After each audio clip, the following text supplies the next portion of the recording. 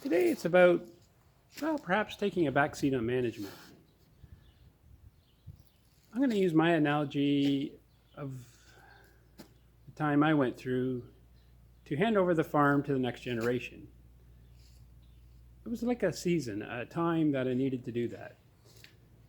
And it took a nudge, kind of an external nudge of someone else wanting to step up to the plate and give me the reason to step back a bit. And I know with my own father, it was the same thing. He needed a nudge, if you will, to allow, well, the ideas of the next generation to start getting involved. How does that compare to Easter? Well, I know that Jesus rose overnight, but Easter is a season.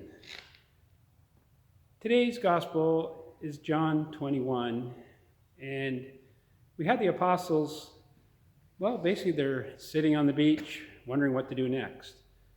And Peter says, let's go fishing. So the boys jump in the boat, spend the night fishing, kind of going back to their old ways, just reverting back to what they used to know and do. Except this time, the nets stay empty for the night.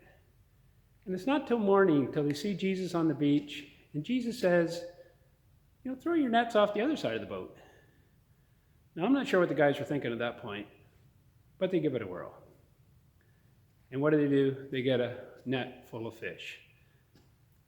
153 of them.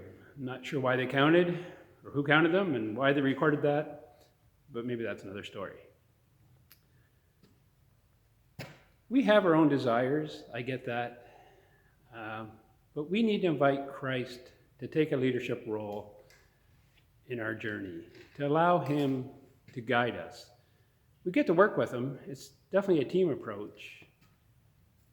But this takes a season, a lifetime even, to allow him more and more control of our life.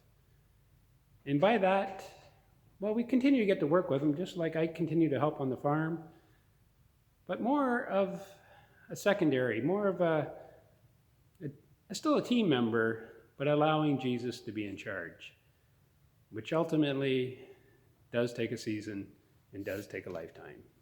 Have a blessed Easter.